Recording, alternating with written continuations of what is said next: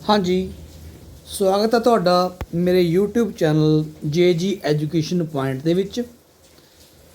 ਅੱਜ ਆਪਾਂ ਮੌਰੀਆ ਸਾਮਰਾਜ ਬਾਰੇ ਪੜਾਂਗੇ। ਇਸ ਤੋਂ ਪਹਿਲਾਂ ਸਿੰਧੂ ਘਾਟੀ ਦੀ ਸਭਿਅਤਾ, ਵੈਦਿਕ ਸਭਿਅਤਾ, ਇੰਡੋ ਆਰੀਅਨਸ, ਜੈਨਿਜ਼ਮ, ਬੁੱਧਿਜ਼ਮ ਬਾਰੇ ਤੁਹਾਡੇ ਨਾਲ ਗੱਲਬਾਤ ਕੀਤੀ ਸੀ। ਜਿਨ੍ਹਾਂ ਨੇ ਮੇਰੀਆਂ ਇਹ ਵੀਡੀਓਜ਼ नहीं देखियां ਤੁਸੀਂ ਮੇਰੇ ਚੈਨਲ ਉੱਪਰ ਜਾ ਕੇ ਦੇਖ ਸਕਦੇ ਹੋ। ਅੱਜ ਆਪਾਂ ਮੌਰੀਆ ਸਾਮਰਾਜ ਬਾਰੇ ਗੱਲਬਾਤ ਕਰਾਂਗੇ। ਚਲੋ ਸ਼ੁਰੂ ਕਰਦੇ ਹਾਂ। ਦੀ ਮੌਰੀਆ ਡਾਇਨੈਸਟੀ ਜਾਂ ਮੌਰੀਆ ਸਾਮਰਾਜ, ਇਹ ਜੋ ਸਾਮਰਾਜ ਸੀ ਇਹ ਬਹੁਤ ਸ਼ਕਤੀਸ਼ਾਲੀ ਸਾਮਰਾਜ ਹੋਇਆ। ਇਸ ਬਾਰੇ ਆਪਾਂ ਅੱਜ ਵਿਚਾਰ ਕਰਾਂਗੇ। 6ਵੀਂ ਸਦੀ ਵਿੱਚ ਭਾਰਤ ਅਨੇਕਾਂ ਛੋਟੇ ਛੋਟੇ ਰਾਜਾਂ ਵਿੱਚ ਵੰਡਿਆ ਹੋਇਆ ਸੀ। ਇਹ ਆਪਸ ਵਿੱਚ ਲੜਦੇ ਰਹਿੰਦੇ ਸਨ, ਜਿਸ ਕਾਰਨ ਇਹ ਕਮਜ਼ੋਰ ਵੀ ਹੋ ਗਏ ਸਨ। ਇਸ ਦਾ ਫਾਇਦਾ ਉਠਾ ਕੇ ਈਰਾਨ ਦੇ ਸ਼ਾਸਕ ਅਤੇ ਯੂਨਾਨ ਦੀ ਰਿਆਸਤ ਮਕਦੂਨੀਆ ਦੇ ਸ਼ਾਸਕ ਸਿਕੰਦਰ ਨੇ ਭਾਰਤ 'ਤੇ ਹਮਲੇ ਕੀਤੇ। क्योंकि भारत के जोड़े राज से छोटे छोटे ये आपस में काफ़ी कमज़ोर हो गए थे। आपस में लड़ लड़ के जो किसी की कोई कमज़ोरी नज़र आती है तो बाहरला बंदा आके दखलअंदाजी जरूर करता है, अपना शासन कायम करने की कोशिश करता है। इस तरह ईरान के शासकों ने तो यूनान की रियासत मकदूनिया के शासक सिकंदर ने, जिहदे नाम नूं तुसीं सारे जानते ही हो, ने भारत ते हमले किए। ਹੁਣ ਆਪਾਂ ਮੌਰੀਆ ਸਾਮਰਾਜ ਬਾਰੇ ਪੜ੍ਹਨ ਤੋਂ ਪਹਿਲਾਂ ਸਿਕੰਦਰ ਮਹਾਨ ਬਾਰੇ ਥੋੜ੍ਹਾ ਜਿਹਾ ਦੇਖਾਂਗੇ, ਕਿਉਂਕਿ ਇਹਦੇ ਬਾਰੇ ਜਾਣਨਾ ਬਹੁਤ ਜ਼ਰੂਰੀ ਹੈ। ਇਹਨੂੰ ਅਲੈਗਜ਼ੈਂਡਰ ਦੀ ਗ੍ਰੇਟ ਵੀ ਕਿਹਾ ਜਾਂਦਾ ਹੈ। ਬਹੁਤ ਹੀ ਮਹਾਨ ਯੋਧਾ, ਮਹਾਨ ਸ਼ਾਸਕ ਸੀਗਾ ਇਹ। ਇਹਦਾ ਜਨਮ 357 ਈਸਵੀ ਪੂਰਵ ਦੇ ਵਿੱਚ ਹੋਇਆ। ਇਸ ਦੇ ਪਿਤਾ ਜੀ ਦਾ ਨਾਮ ਫਿਲਿਪ ਸੀ, ਜੋ ਕਿ ਕਿੰਗ ਆਫ ਮੈਕਡੋਨੀਆ ਸੀ, मैकडोनिया का राजा सी। जो सिकंदर सी इन्हें अरस्तू तो सिक्ख्या लई इसने सब तो पहला तक्षशिला के राजे अंबी नूं इस्लामाबाद के नज़दीक हरा के 327 ईस्वी पूर्व हिंदुस्तान ते चढ़ाई की अते पंजाब के राजा पोरस नूं जेलम मतलब हिंदू कुश दे कंडे हार दी। उसने पोरस का सारा राज वापस कर दिता ते फिर वो दोवें मित्र बन गए। तुसीं देखिया होना सिकंदर ते पोरस की लड़ाई बारे पढ़िया होना है। सिकंदर ते पोरस की जो लड़ाई हुई हिंदू कुश दे विच, उहदे विच पोरस हार गया सी। सिकंदर ने पोरस नूं बंदी बना लिया तो पोरस नूं पुछया गया भी हाँ जी तेरे नाल की सलूक किया जाए। तो अगे तो पोरस ने जवाब दिता भी जो एक राजे नूं दूजे राजे नाल करना चाहिए। तो इस गल तो खुश हो के सिकंदर ने पोरस नूं उहदा राज वापस कर दिता सी ते बाद विच ये दोवें आपस दे विच मित्र बन गए सी। सिकंदर की जंग तो बाद सिकंदर ते पोरस की जंग तो बाद सिकंदर ब्यास नदी तक आके अपने देश मैकडोनिया नूं वापस मुड़ गया। जाण तो पहला सेल्यूकस निकेटर नूं राज भाग संभाल के वापस यूनान चला गया। सिकंदर के समय पंजाब विच नंद राजे राज करते सन। सिकंदर दे भारत आउण नाल यूरोप का रस्ता खुल गया। देखो सिकंदर भारत विच आया, जंग हुई, इहदा भारत नूं बहुत वड्डा फायदा भी होया। की होया? भारत अते यूनान दीयां सभ्यतावां आपस दे विच आदान प्रदान होया जां आपस विच एक दूजे दे नेड़े आईयां। यूरोप का रस्ता खुल गया सी। भारत की ਰਾਜਨੀਤਿਕ ਏਕਤਾ ਦਾ ਰਸਤਾ ਖੁੱਲ੍ਹਿਆ। ਕਲਾ, ਭਾਸ਼ਾ, ਜੋਤਿਸ਼ ਵਿੱਦਿਆ, ਚਿਕਿਤਸਾ 'ਤੇ ਪ੍ਰਭਾਵ ਪਿਆ। ਯੂਨਾਨ ਵਿੱਚ ਜੋ ਚੱਲਦਾ ਸੀ, ਜੋ ਉੱਥੇ ਟੈਕਨੋਲੋਜੀ ਸੀ, ਜੋ ਉੱਥੇ ਗੱਲਾਂ ਸੀ, ਉਹ ਭਾਰਤ ਵੱਲ ਵੀ ਆਈਆਂ, ਦੇਖਣ ਨੂੰ ਮਿਲੀਆਂ। ਚਿਕਿਤਸਾ 'ਚ ਹੋਇਆ ਸੁਧਾਰ, ਅੱਗੇ ਨਾਲੋਂ ਭਾਸ਼ਾ ਦੇ ਵਿੱਚ ਬਦਲਾਵ ਹੋਇਆ ਜਾਂ ਕੁਛ ਨਵਾਂ ਸਿੱਖਣ ਨੂੰ ਮਿਲਿਆ। ਕਲਾ, ਯੂਨਾਨ ਦੀ ਕਲਾ ਸੀ, ਉਹ ਆਪਣੇ ਭਾਰਤ ਵਿੱਚ ਆਈ, ਜਾਂ ਆਪਣੀ ਭਾਰਤ ਕੁੱਲ ਮਿਲਾ ਕੇ ਆਪਾਂ ਕਹਿ ਸਕਦੇ ਹਾਂ ਵੀ ਆਪਸ ਵਿੱਚ ਸੱਭਿਅਤਾਵਾਂ ਇੱਕ ਦੂਜੇ ਦੇ ਨਾਲ ਨੇੜੇ ਆ ਗਈਆਂ ਸੀ। ਸਮਾਜਿਕ ਸੰਬੰਧਾਂ ਵਿੱਚ ਤਬਦੀਲੀ ਵੀ ਆਈ। ਜਦੋਂ ਪਹਿਲਾਂ ਉਹ ਨਵੇਂ ਸੀ, ਜਦੋਂ ਆਪਸ ਦੇ ਵਿੱਚ ਇਹ ਯੂਨਾਨ ਦੇ ਤੋਂ ਸੈਲਿਊਕਸ ਜਿਹੜਾ ਸੀ ਉਹਨੇ ਇੱਥੇ ਆਪਣਾ ਭਾਰਤ ਵਿੱਚ ਰਿਹਾ, ਤਾਂ ਜਦੋਂ ਆਪਣਾ ਉੱਧਰੋਂ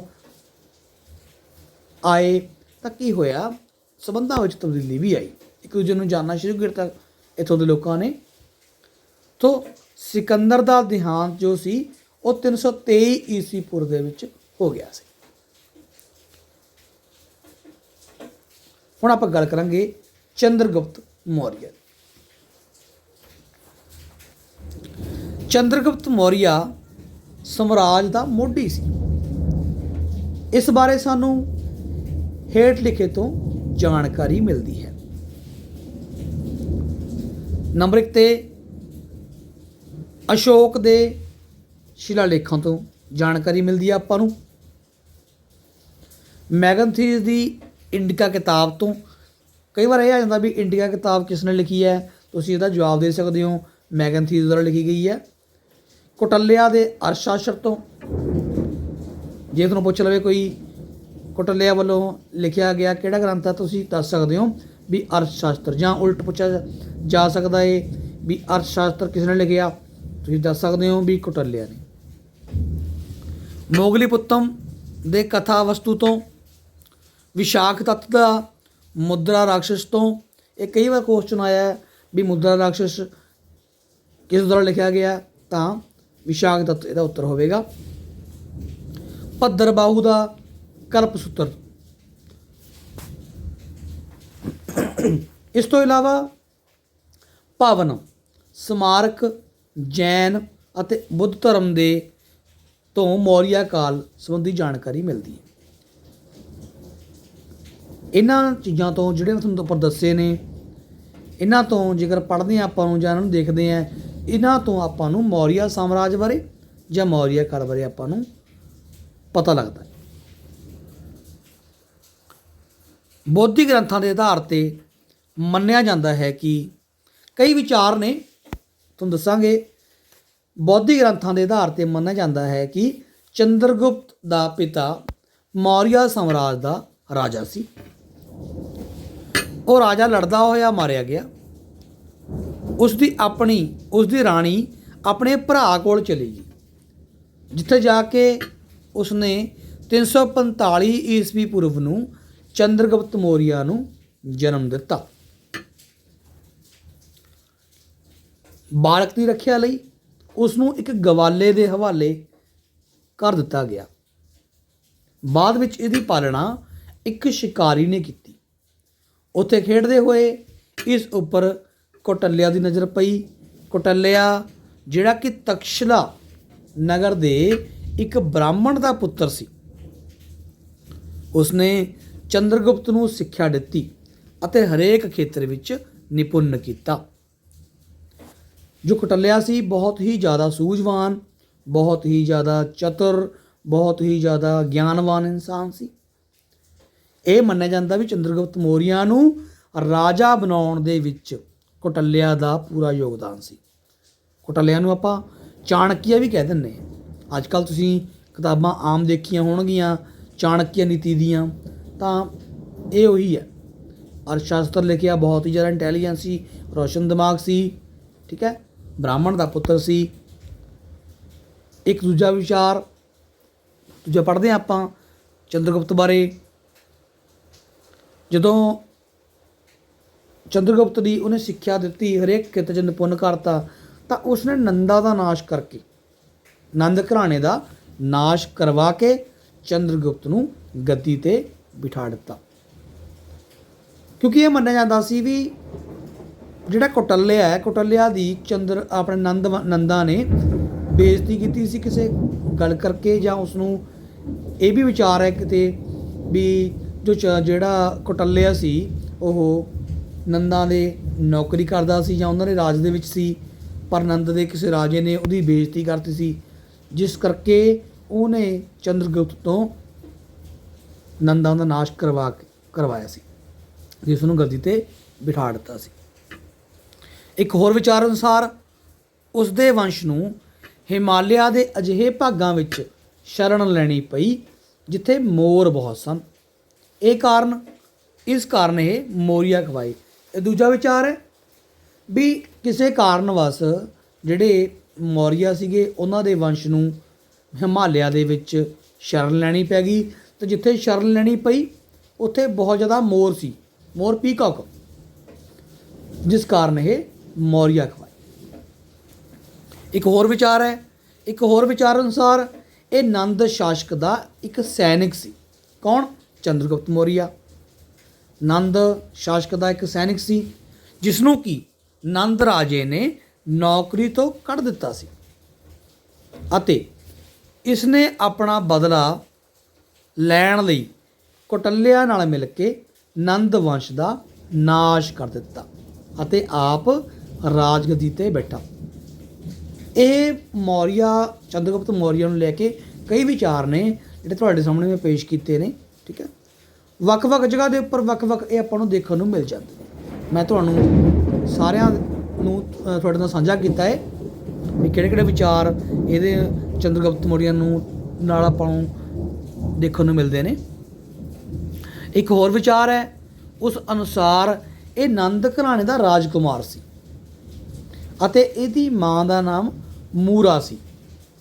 ਇਹ ਇੱਕ ਹੋਰ ਵਿਚਾਰ ਹੈ ਵੀ ਜਿਹੜਾ ਚੰਦਰਗੁਪਤ ਮੌਰੀਆ ਸੀਗਾ ਉਹ ਨੰਦ ਘਰਾਣੇ ਦਾ ਇੱਕ ਰਾਜਕੁਮਾਰ ਸੀ ਅਤੇ ਇਹਦੀ ਮਾਂ ਦਾ ਨਾਮ ਮੂਰਾ ਸੀ, ਜਿਹੜੀ ਕਿ ਸ਼ੂਦਰ ਜਾਤੀ ਨਾਲ ਸੰਬੰਧ ਰੱਖਦੀ ਸੀ, ਜਿਸ ਕਾਰਨ ਇਹਦੇ ਵੰਸ਼ ਦਾ ਨਾਮ ਮੌਰੀਆ ਪਿਆ। ਮੂਰਾ ਤੋਂ ਮੌਰੀਆ ਬਣ ਗਿਆ ਸੀ।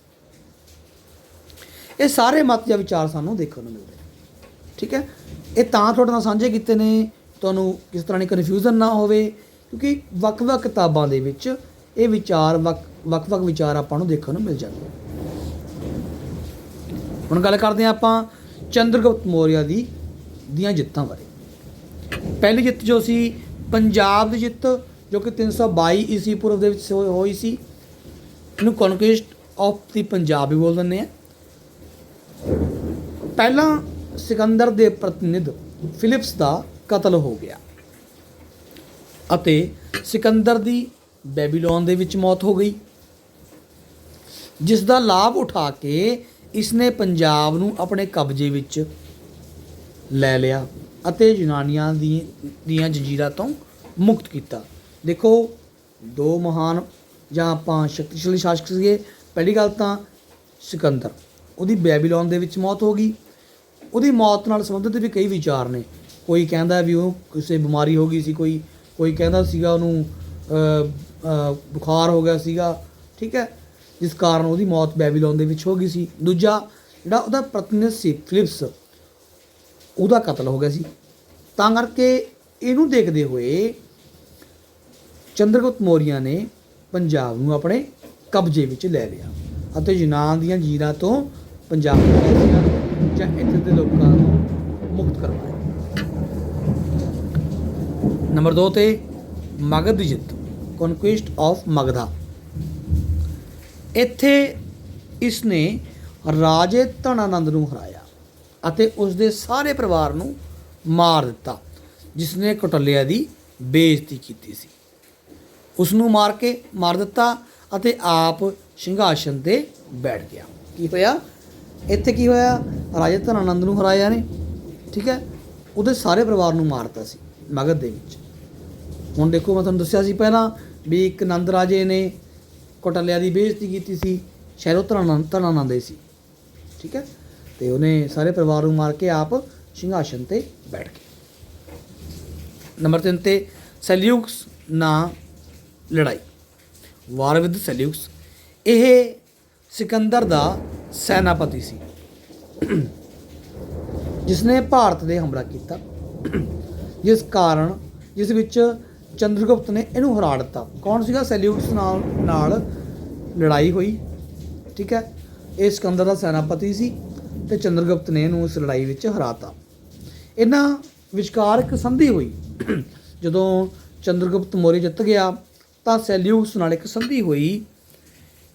ਸੈਲਿਊਕਸ ਨੇ ਕਾਬੁਲ, ਕੰਧਾਰ, ਹਿਰਾਤ ਅਤੇ ਬਲੋਚਿਸਤਾਨ ਚੰਦਰਗੁਪਤ ਨੂੰ ਸੌਂਪ ਦਿੱਤਾ।